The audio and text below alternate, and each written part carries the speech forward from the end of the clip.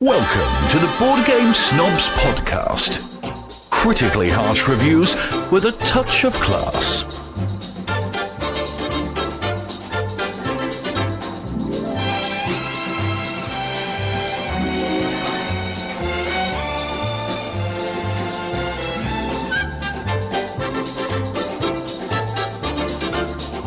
Go. Welcome to the Board Game Snobs podcast. This is the podcast about board games. Please follow us on Instagram, Twitter, Amazon, LinkedIn, YouTube, and every other type of media that we might or maybe don't have. Do we have a YouTube? We do. We post the videos. We do have a YouTube, but it's not really. We don't really do videos. We need a camera and some microphones, and then we'll be on YouTube. I don't think we want to be on YouTube. You don't? No. Well, because I have a face for radio? No, it's just that you have to be able to not only do the audio portion of it, but also the visual, and we're just not good visually.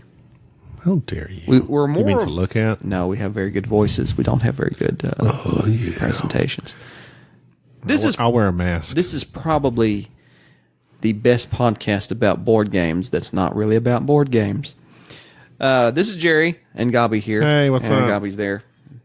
Here I am. And this episode, we're going to talk about Western legends. Yeah. Yeah. Bart Starr. No, wait. That's a quarterback for the Green Bay Packers. Who's Bart Starr? You said that like you just said that out. What are you talking about? Who's Bart? There's a Bart somebody. Bart? Bad Bart? Bart? There's a Bart cowboy. He's like back there with, who's the guy that was with Doc Holliday in Tombstone? It's not Wyatt Earp. You talking about Black There Bart? was a guy his name was Bart. There's a famous Westerner called Bart. Black Bart, or Charles Bowles, was a Californian stagecoach robber, outlaw bandit in America. Maybe that's it. In America. Quick question. You know what Billy the Kid's real name was?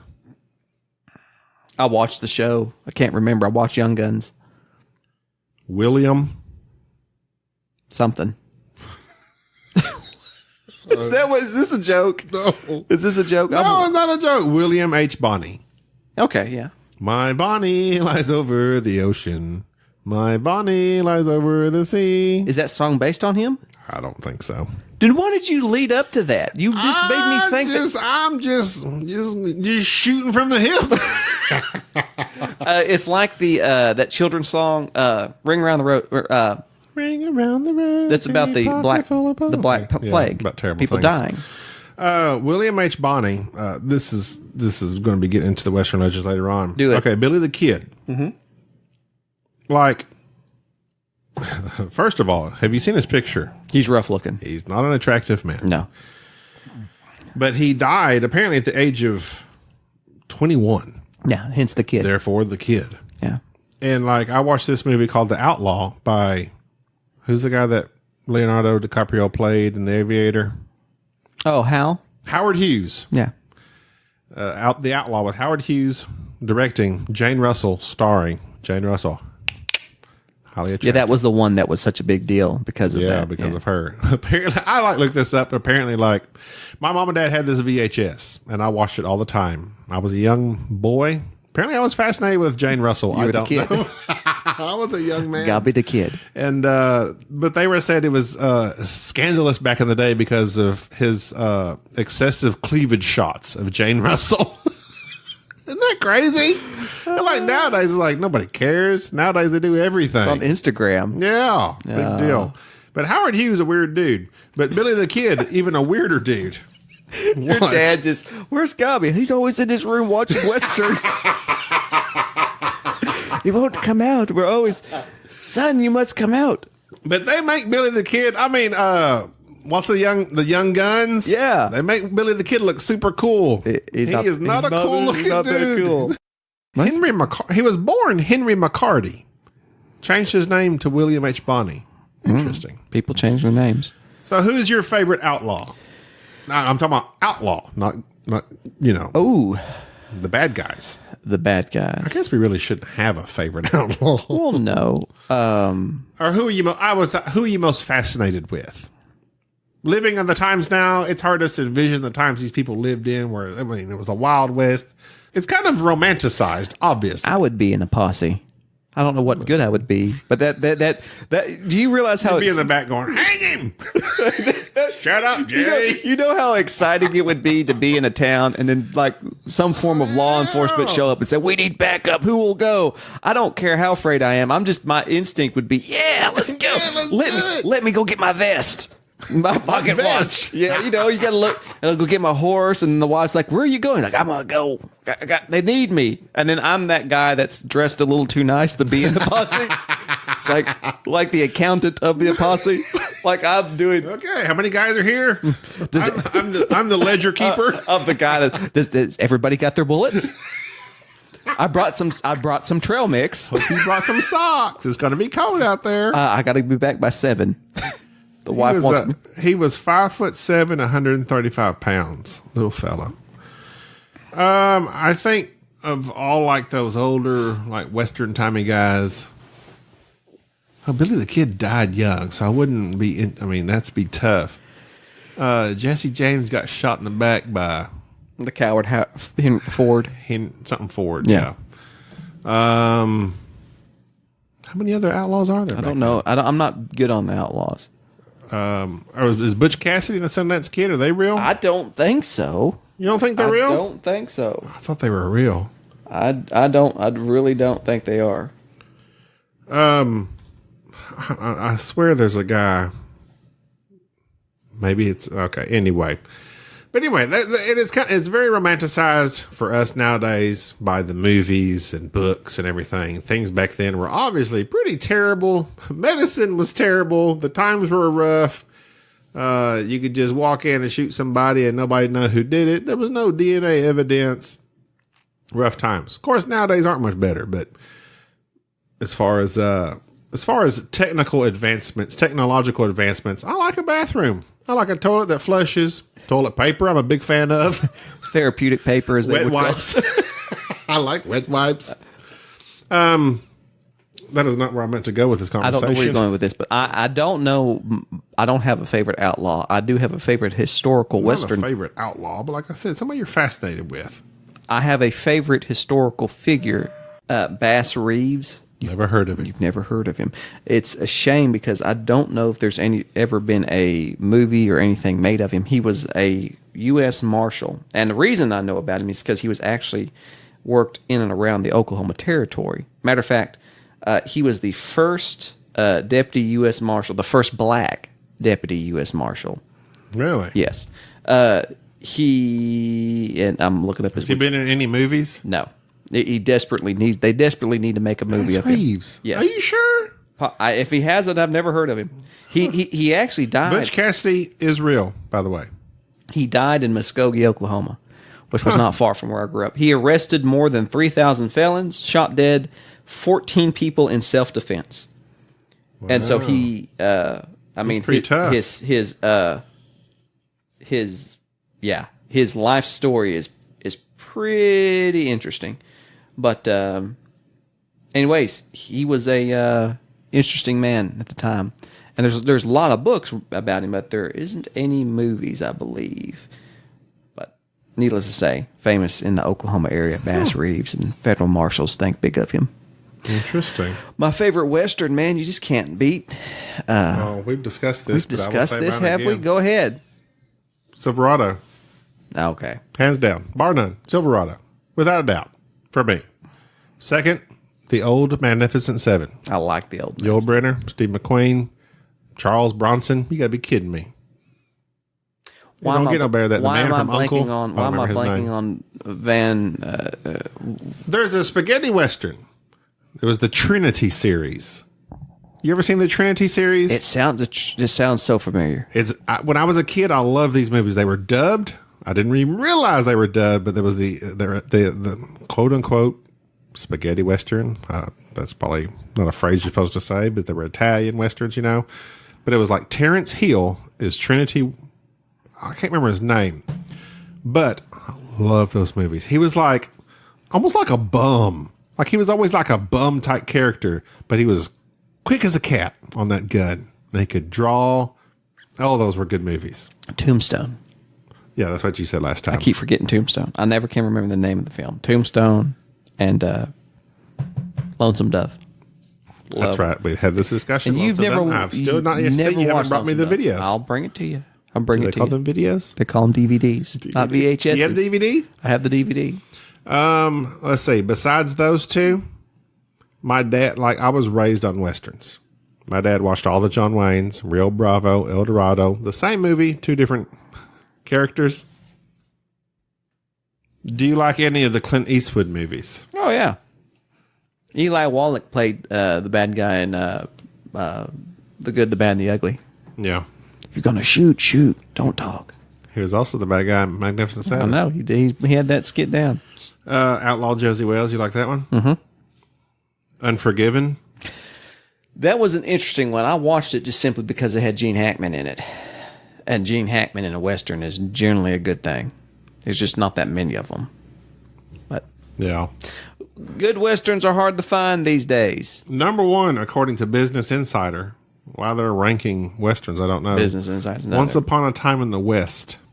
Sergio Leone's masterpiece. Oh, yes. The man with the harmonica. That had Bronson in it, didn't it? Yes, Charles Bronson. Yes. Henry Fonda is the villain. That's a good one. That is I haven't seen good that one. Sergio, I'm sure I've seen it, but I haven't seen it in a while. He does this thing. Watch the first 10 minutes of it, the opening. Okay. He does this thing where everything's silent and he focuses on the ambient noises. Oh, that's cool. And it's just these guys showing up at this train station waiting for this individual to show.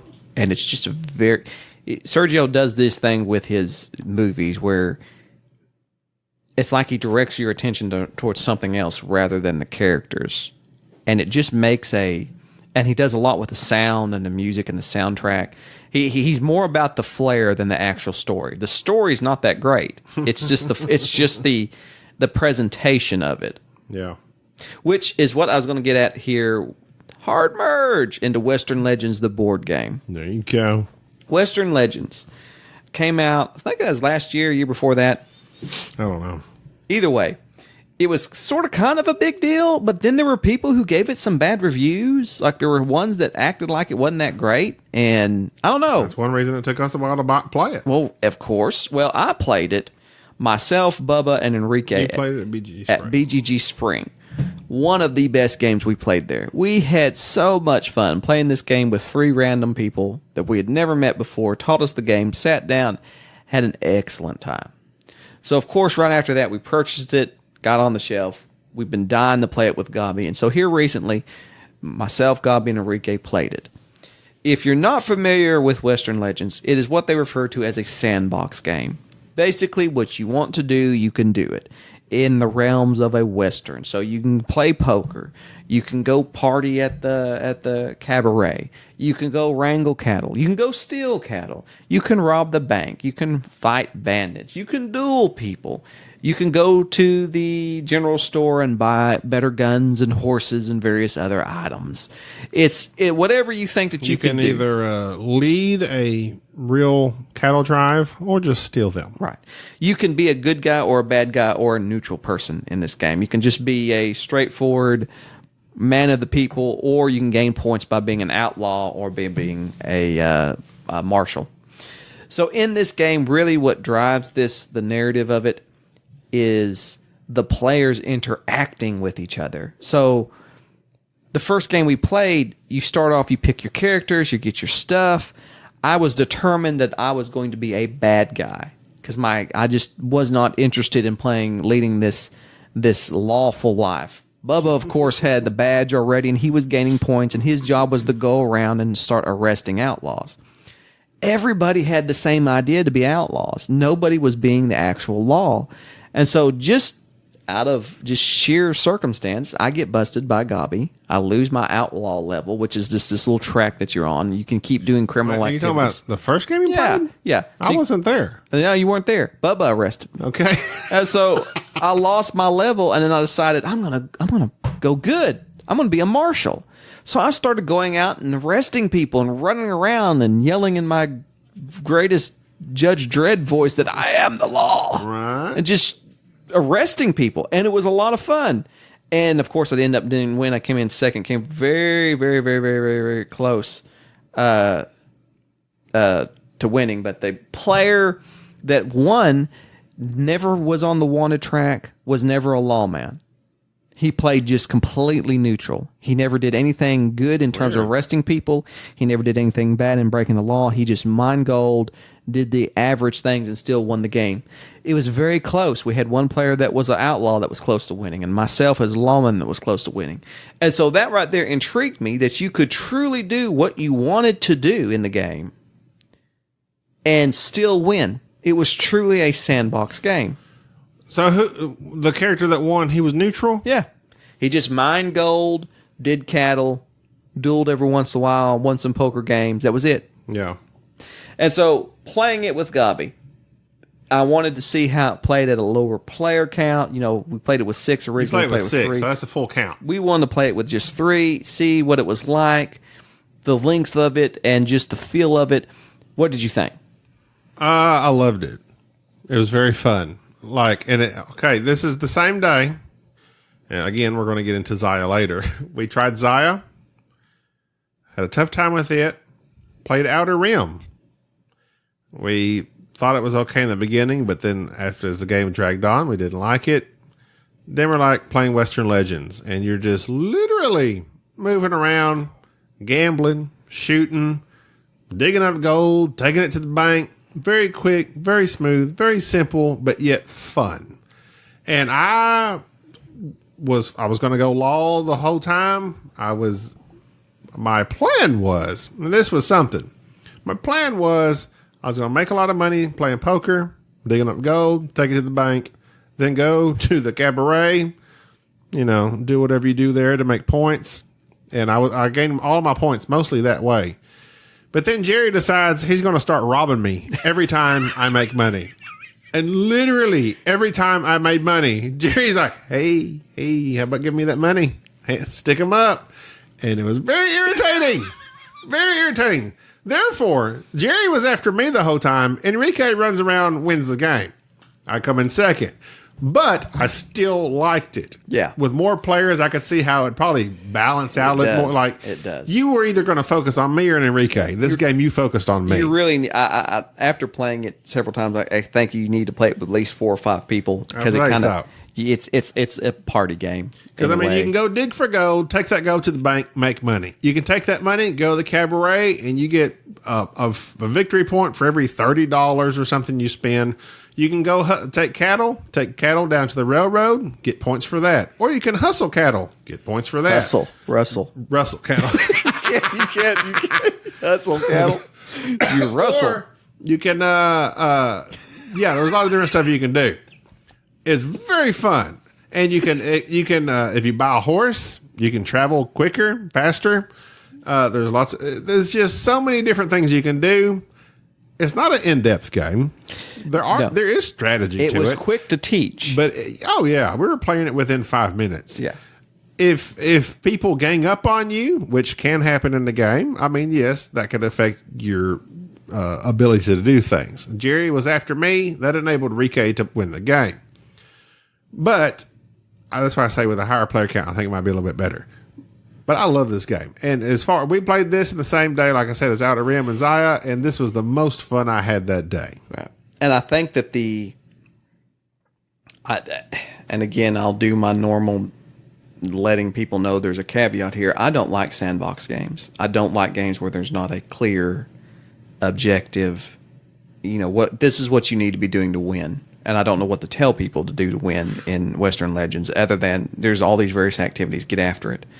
So not liking a sandbox game, that type of game, and then liking Western Legends so much was kind of a shocker to me. Well, to me, Western Legends, even though it's quote-unquote sandbox, there's literally only like 6 things you can do.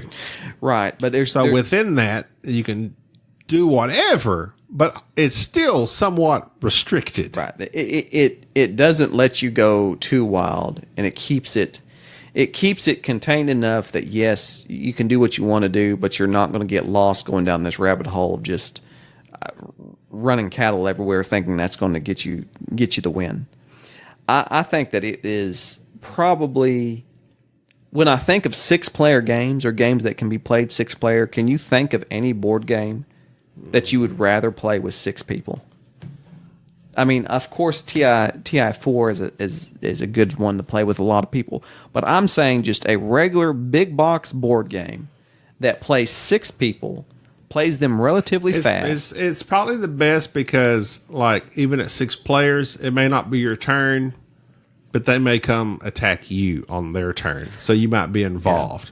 Yeah. As far as 6 player, viticulture to me is good at every count. 6 player might be a little long. What's the other one? Is that Empire of Ages? Age of Empires? I think it plays 6. It plays, I think it plays 6. But yeah, I mean, it plays them very well. It's probably a little bit slower. But as far as a game that's more silly, I mean, because Western Legends is just you just have fun. It's not a game you're like really thinking super hard about. You're just in it to have fun. You're in it to have fun. And we like to have fun here. We do like to have fun. Like Deception Murder in Hong Kong plays a bunch of people, but it's a completely different style game. If you're going to go by player count for a actual board game that... You're just not going to find one. A little bit of strategy. You're just not going to find one that's tough. 6-player games are tough. The genius thing that Western Legends does that I really liked, they give you a deck of cards, and they're actual playing cards. 52 cards with this Western style look to them. And those are the cards that you use in combat. Those are your action cards. Those are everything. Mm-hmm. So you have a hand of cards. And so interestingly, if you're in combat with another player, you each lay down a card and you flip that card. And you're just playing war. It's just, 2 to ace. Whichever one's higher wins it. But on these cards, sometimes they'll have an action that you can do. Or a reaction. So in combat, you might lose the combat, but you played this card. So it kind of has that sort of...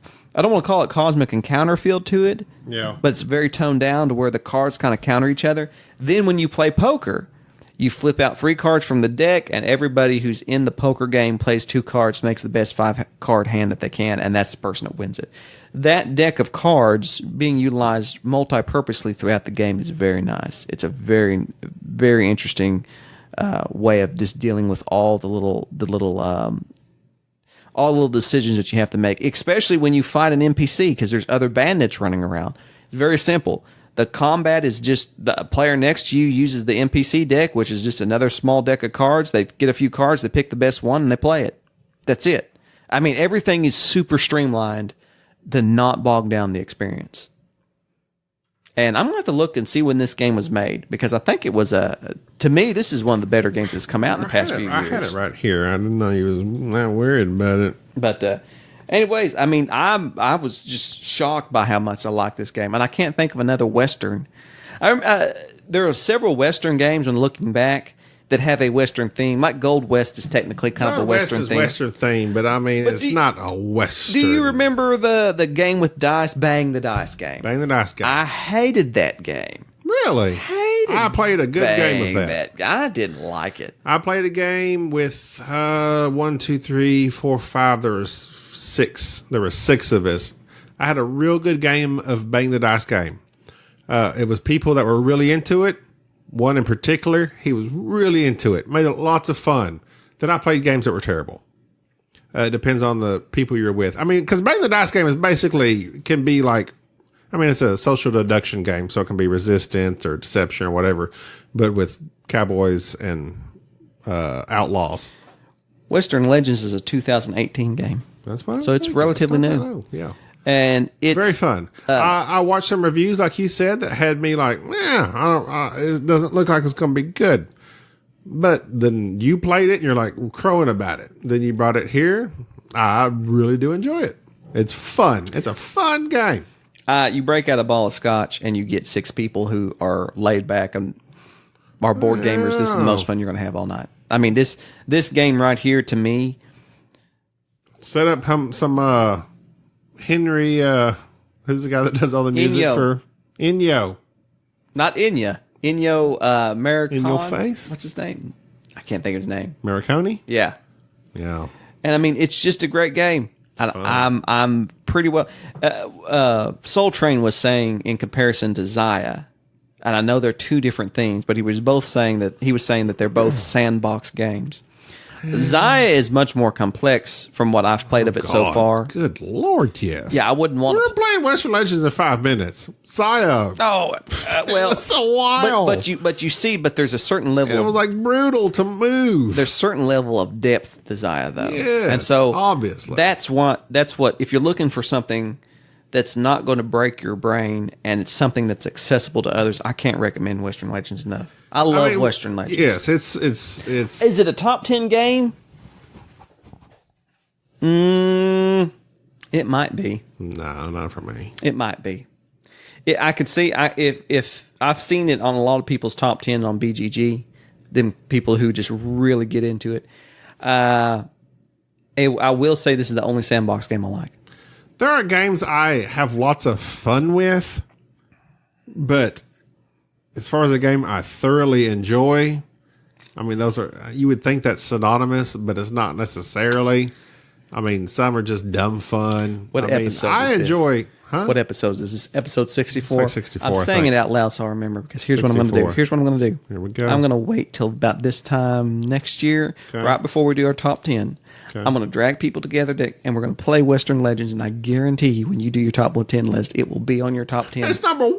It's like, oh, this is my number 7. It was Western Legends, and I guarantee it'll be on your list. And then I'm going to say, hey, why don't you go back and listen to episode 63, Now, 64? it's fun, but I'm like, okay, so we've played some fun games. Like, for me, X-Wing is fun. It's fun. It's fun, but it's got a lot more fun. It's got a lot more Pizzazz? I don't know. It's a little more to it. I just said pizzazz. It's. I mean, that could work.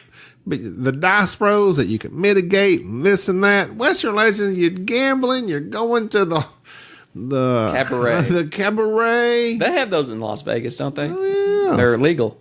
Huh? They're legal. They're legal there. Legal, not illegal. No, they are lawful. They're not a sick bird and illegal.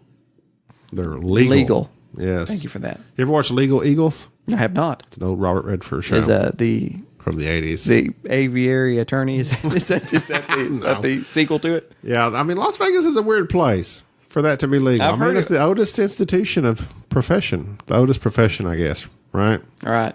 What are we talking about? What? I just jump right there. Eagles? Lawyers? Are we talking about lawyers? Same thing. Same thing. Oh, take snap. that, Captain America. Oh, snap. Haven't heard from. Oh, yeah, handsome little Whatever. You text him every day, apparently. Oh, whatever. Okay, lied about let's talk that. about a game that was absolutely one of the worst games of all time. Oh, we're going to talk about that right now? Right now. No, I don't know if I want to talk about that right We're now. going to talk about it right now. All right, go ahead. Porta Nigra.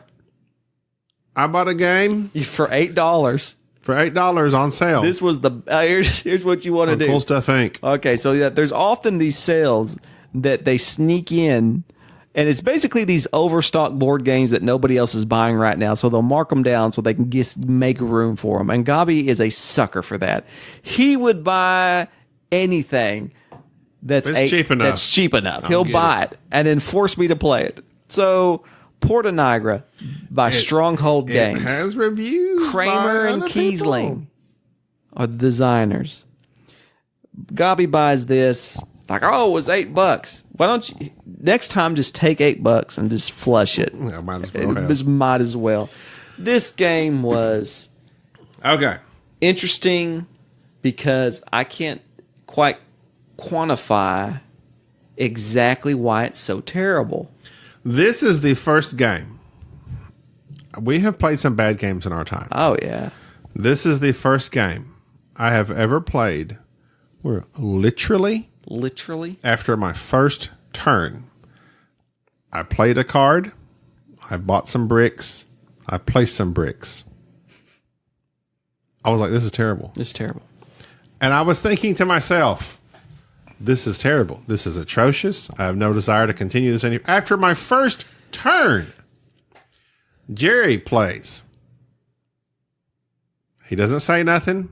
I think I play again, and then you play again, and finally you're like, what are we doing? And I was like, we're buying bricks and we're building bricks. You buy bricks to build buildings across this map that they have created. It is one of the worst games. No. I take that back. It is the worst game I have played thus far in my life. What? That's hard. I have never That's played harsh. a game so That's super harsh. I have not played a game up until now that we have quit games mid-game. Yeah. But not on the first turn. Well, okay. Well, here's the deal. It's and it's in this designer series, number 1. It's like they said, hey, design us a game. Well, let's say I'm kind of busy right now, but let's say I'll make a game where you buy stuff, you buy bricks, then you use those bricks to build stuff. And you do that around the map and all these various quadrants and majority wins and points salad. Rondale. It was the most irritating. On my first turn, I was irritated. Didn't want to. I hate this game. Okay. You good? Sorry. You good? Sorry. Okay. I will say I'd never seen Gabi, who bought this game. It's just $8. Proceeds to teach me this game, set it up, put everything out. I had watched previously. I watched it played on it. And I had read up a little bit about the game anyways, because I knew he'd purchased it, and I kind of want to be up on what to do.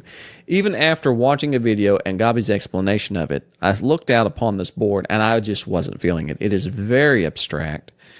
You have a deck. You have a deck of hand of cards of 8 cards. You draw 2. You play 1, and you do the actions on the cards. And you're trying to build these little structures in one of the 4 quadrants of the city utilizing these various color bricks, and it is so abstract. Like, there's no theme. There's absolutely no theme. They put no effort whatsoever into making the scoring even remotely reasonable or understandable. I mean, yes, I understood it. I put this many houses here, I get that many points, and if I have the most, I get that. We are way past that. If this game had come out in the 90s, early 2000s, okay, I understand it. But for a game like this to be put out now, this themeless, with this, and the instruction booklet was horrific. Mm-hmm. I can't believe that. It's obvious that the designers know how to design a functional machine. Yeah, it's like designing cars. Like they every year new designs of vehicles come out. They're basically the same thing. People buy cars based on the features, their quality, what they look like. That's where we're at now. Because for the most part, a car has the same functional parts, the same engine, the same various things that take place that makes the car move. It's very obvious that the engine in this game is functional. It does what it's supposed to do. I mean, it's like a lot of other ones. You buy stuff, you build stuff. Right. But we're past that now. Like every board game put out by a major designer has a pretty decent engine to it. It will pretty well work well. It's not broken. You can almost guarantee that. We're at the day and age now where we need some innovation. We need things that are added on. We need a theme. We need something flashy that immerses the player into that theme, and thus it actually feels like you're doing the tasks that you're playing. What are you doing in Porta Nigra? Trying to build something? I don't know. Different colored bricks and then stacking them. Terrible game. Thematic brick making.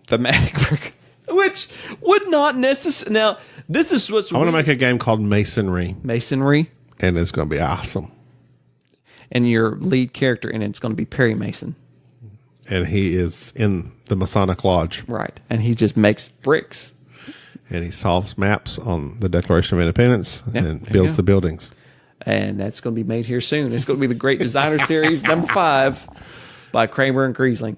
Why is it that they threw in set collection? Yeah, for no reason. You build here. Oh, if you built this color, you can get this card. Now, explain to me why there are so many respected Euro designers that come out with games that are themeless and bland. That people, why are we still turning these out? I don't know. Like, you know, sometimes when authors sign up with certain companies, they're expected to produce books. I don't know if some of these designers sign on with companies, they're expected to design a certain amount of games. And so under that pressure, they're like, Porta Nigra. I mean, that's what it would be. I have to agree with you. I don't know. That could be. I'm sure that's completely wrong. But that's what this feels like. This feels because this is in the Great Designer series. Number one. This guy's number one. And this is the game they produce? Are you kidding me? This game was atrocious. Absolutely atrocious. No wonder it's $8 on Cool Stuff. Well, that's because people aren't buying it. So this makes me think of things where people get attention because of who designed the game. So, for instance, here it is. The Spiel des Jahres winners were announced here the other day. Oh, yeah. Just one. Which one? Won the game. Oh. It won. San Juan? Just one. Just one. That one. Which one? It won. That one? The one that you own. Just one. So, just one. Lots of them. Well, just one is a game, a party game. I can't. Who's on first? You know what was so sad is that I understood that conversation with you. Like it wasn't frustrating. It was just simply, this is it. This is my life now. That's it. This game You've hitched your saddle to me. is a nice game. Love it. It's actually, it's a social party game. It's a twist on kind of like the Code Names version. I enjoy it. This is the word. Everybody write down a word similar to it to get this one person to guess this word. Right. That's it. Simple. Super simple. I've played it with people who don't play board games. People love it. It's just it's a nice little game. It is literally the simplest of games. Okay. Love it. Other game Get into it. that was in competition with it. Ugh. Llama. Which we talked about on a previous podcast. You will not convince me that Llama was not in the running simply because it was designed by Reiner Knizia. Was it really? Yes. I didn't know that. Reiner Knizia. And so because of the designer, this game gets attention. That game was not... Dice Tower did not like it and said it was basically Uno. It's simple. It's very, very, very, very simple. And I don't understand why you have to throw something out there just because of the designer. Now, the Kennerspiele, the one that's like the Gamers Game of the Year award, Wingspan won, which we knew that was coming a mile away. Wingspan is a decent game. It's not this is great. the thing. It's not great. This is the thing. Okay, tell me the thing. Wingspan has element. We didn't like the game as a whole. No. I don't know how I said that. Sound like we said we didn't like. We could appreciate aspects of the game. Right. Mechanisms of the game. Right. The beauty of the game. Right. The art. Whatever. Go on and on and on. Just as a whole, it kind of just come off. Meh. It's okay. This game, you know what I like? Nothing. There's no mechanism of the game that's not derivative of something else. You place this brick here, you get points. Why? Why do I get points for the same? There's literally a spot for one brick, several spots for singular bricks. You gain points. But in game, whoever has the most bricks, and then you take those all and double them times 2, and you. Oh my goodness, this game. So Wingspan, I believe, was in competition with Carpe Diem. Ah, okay. You remember Carpe Diem, yes, right? I do. By Stefan Feld. Yes, I do. The game that was Carcassonne. Terrible. Absolutely terrible. You will not convince me that game was not thrown into the Spiel des Jahres because of Stefan. I don't like... Carpe Diem is not even the same league as Wingspan. Well, no. They're completely different monsters. But what would you rather play? Wingspan. Obviously.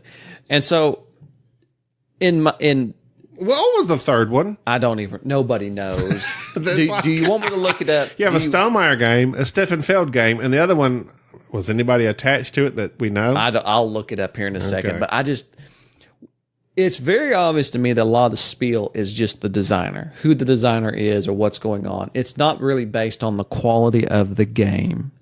Like, I'll give it to you, Wingspan being a good game and it deserving the attention that it got. It's not a great game. It's not something that I'm just going to rave about. I think it's a good family game. Yeah. I think that when my kids get older, I'm probably going to buy a Wingspan. I'm probably going to play it and probably going to enjoy it. Nothing wrong with that. Same thing with Just One. We own it. It's a good party game. I like breaking it out. It's not my favorite, but hey, it's better than Llama. Oh my God! I When- never played when- Llama. Don't want to play Llama. When games, Rather play the Mind. when awards are awarding people simply based on who they are, but who the designer is, We've lost our way. we've lost our way. We have lost our Let's way. just give the Oscar to Daniel Day-Lewis and They should. Martin all the Scorsese time, every year. all the time. They probably should, Every year. because that's quality there. It's true. It's Or Christopher Nolan. it's interesting when Who do you think's going to win the Oscar this year? who's nominated. Nobody's nominated yet. We got a long way to go. Now Leonardo will get another one. Oh yeah, for Once Upon a Time in Hollywood. He'll get something. Quentin Tarantino. He come out with a movie, He'll get so something. it's He'll all get going to get something. nominated. Leonardo will get something. I don't know. I've heard great things. What about Lion King? about Did The you watch Rock. Lion King? I did. The Rock is going to get it in that Crockett and Tubbs. What's that show called? Hobbs and Shaw. Hobbs and Shaw. That's what I said. Hobbs and Shaw. I mean, I used to watch. Did you watch Lion King? Yes, I watched Lion King. You were The new there. remake. You were with me. I'm saying it for the listeners. Oh, I wondered why you were saying that. just bringing it We didn't about. sit next to each other. You were several No. aisles down. Yes. I was up there with my family. So what did you think? I found out that the director is that Favreau guy that I like. Yes, John. He made lots of money and apparently did a real good job making this film. It's been very successful. Being a huge fan of the Broadway of Lion King, which is one of the best, my favorite Broadway shows, this movie disappointed me greatly. It's not just you. Well, Across the board, the critics are like, this movie just doesn't compare. they ruined like all the songs. Yes. Like my favorite songs they ruined. The opening was very lackluster. The opening song was very lackluster. Yes. I rewatched the cartoon Oh, it's beautiful. just the other day. Beautiful. The opening, I was in tears.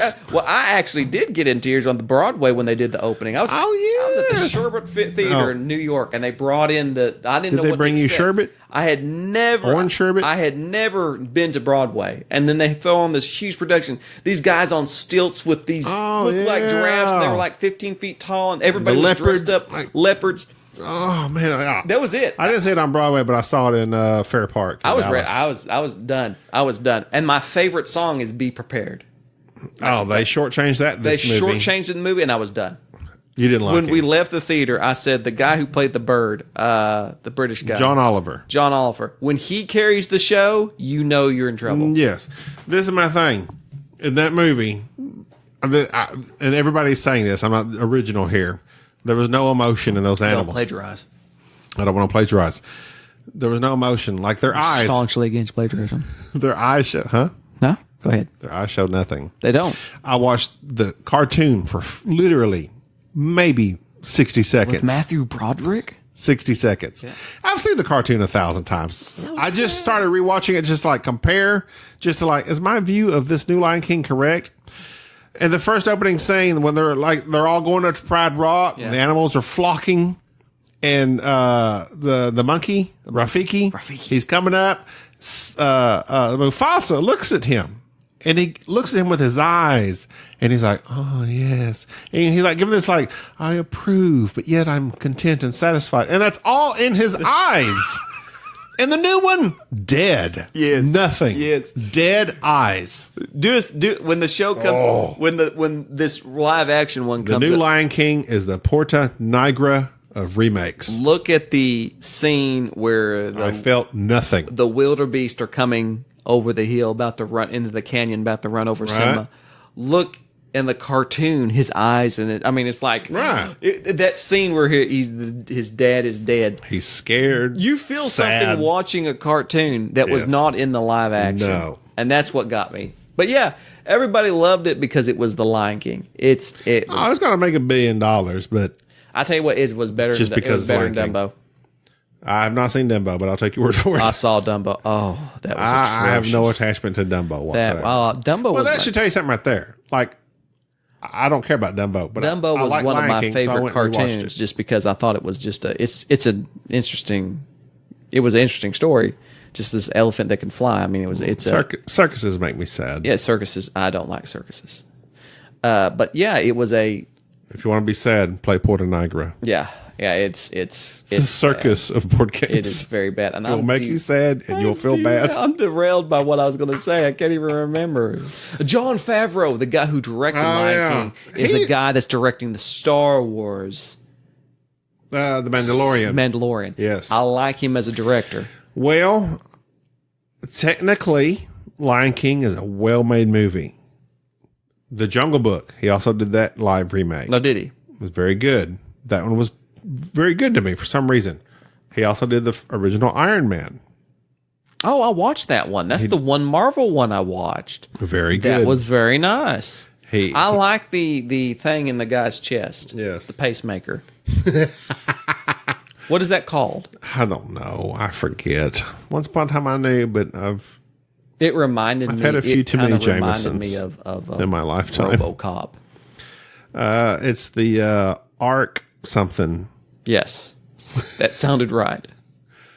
Okay. So anyway, I like that it's integral to the story arc. yes. So he gets this arc, Yes. and then when it gets into his heart, he's Exactly. good, and Exactly. it's like a deep inward. And then he There's dies at the metaphorical very end. of what he didn't die. Spoiler alert, in Avengers what? Endgame. He dies. Huh? What? And that's been it for this episode. I'm Gabi. This is Jerry. Thanks for listening. Follow Write us on emails. Instagram, on the IG. No, give us emails. No emails. I need Don't email us. affirmation. Please don't email us. I need affirmation. Daily. Do you love us? I need daily affirmations. This is good. All right. Jerry is talking about his Jameson and cut. Bye. Thank you for listening to the Board Game Snobs. Stay classy.